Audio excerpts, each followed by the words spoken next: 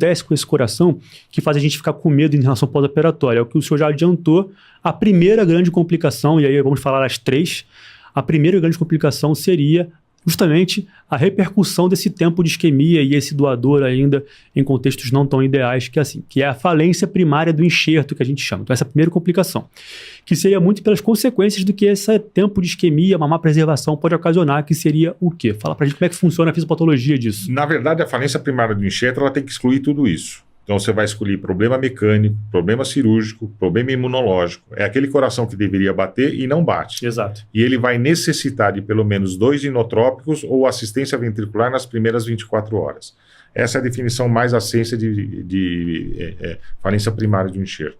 E existe a falência secundária do enxerto, que aí pode ser rejeição, pode ser tamponamento, Sim. pode ser tudo que você pode imaginar do ponto de vista que você acha uma causa. Então, não achou causa nas primeiras 24 horas, eu preciso de suporte mecânico ou inotrópico, você acabou de fazer o diagnóstico de falência primária do enxerto. Que está muito vinculado a exatamente por isso, né? Esse tempo de isquemia prolongada, uma preservação talvez do enxerto, a essa liberação de radicais livres, essa trombose microvascular, esse fenômeno de no-reflow, toda essa tempestade catecolaminérgica.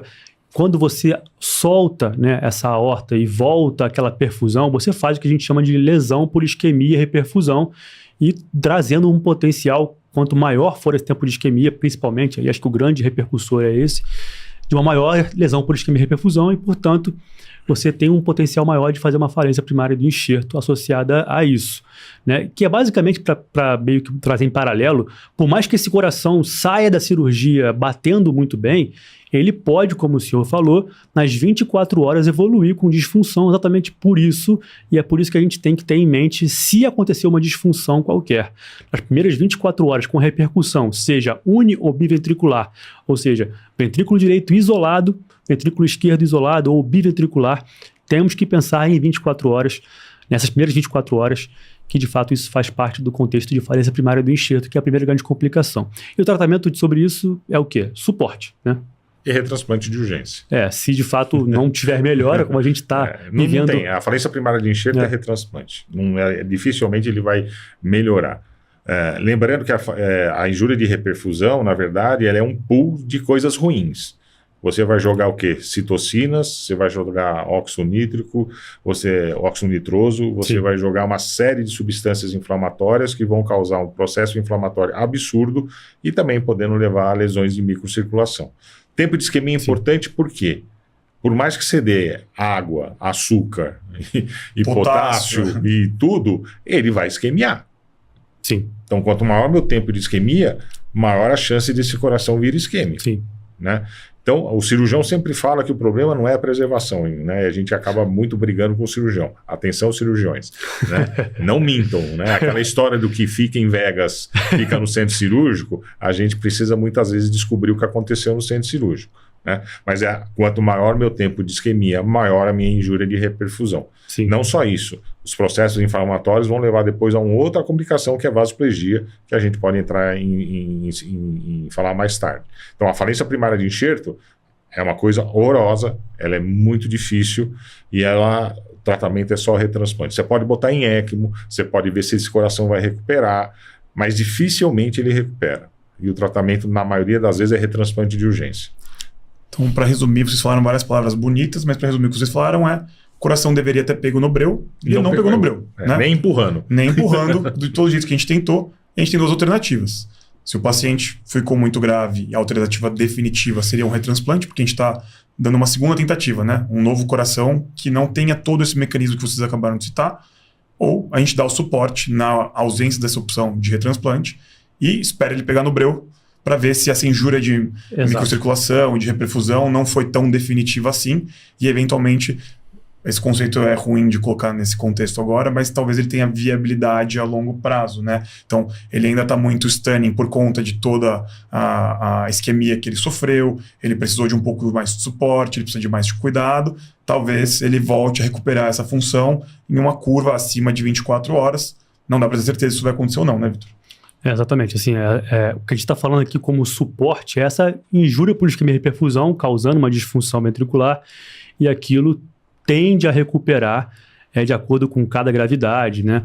se é uni ou biventricular, cada um tem uma prevalência para recuperação, mas caso isso não tenha reversão, a gente de fato entende como falência primária do enxerto. Na verdade, o retransplante de urgência não é no centro cirúrgico, né? Na verdade, no centro cirúrgico, você vai dar o suporte para ele sair do centro cirúrgico e nessas 24 horas você vai decidir o retransplante ou não. Nós temos um paciente hoje em ECMO porque não conseguiu sair de SEC. Provavelmente ele entrou em contexto muito grave em termos de choque sobrepostos, enfim, distributivo, cardiogênico, e a gente está um suporte temporário para que a gente entenda que ele vai recuperar e espero que tudo corra bem. Uma coisa que tem que ficar muito clara é que a primeira complicação não é igual à terceira que você vai citar, que é a rejeição, né? Falência primária, apesar do nome poder ser parecido, não é rejeição imunológica, não é rejeição humoral. Muita gente confunde isso. Muita gente. Esse é um conceito que parece muito misturado, porque por que ele está falindo? Né? Estou colocando um órgão de uma pessoa na outra, obviamente alguma coisa está atacando esse coração. Não é esse o conceito. O coração está sofrendo porque ele justamente, possivelmente isquemiou, possivelmente o doador estava com droga vasoativa dose muito alta, estava com antibiótico muito alto, então ele teve todo um contexto de injúria sem contar com o sistema imunológico do receptor. Então não adianta pensar em pulsar, plasmaférese, infliximab, nenhum MAB da vida vai funcionar aqui, né? A gente está falando de um paciente que precisa de suporte para que ele saia daquela fase de isquemia e perfusão e a gente precisa trazer uma observação muito de perto.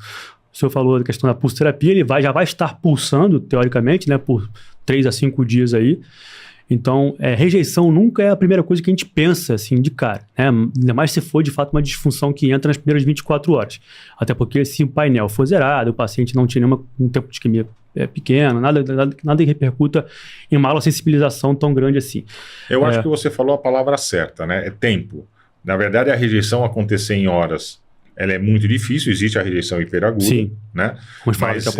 Mas teoricamente você descarta quando você faz o painel imunológico e fica então nessas primeiras 24 a disfunção primária do enxerto. Sim. Não que não possa existir uma rejeição nesse momento, mas ela costuma ser dias após. Né? Porque você está fazendo todo o processo de indução ou de pulsoterapia que você faz no primeiro momento. Exato. Né? Mas é difícil. Às vezes a gente até mesmo lá fica conversando se não vale a pena fazer uma timoglobulina para uma rejeição humoral. Porque nada impede que sejam questões sobrepostas. Exatamente, né? Porque veja bem, a falência primária do enxerto ela é um critério de exclusão.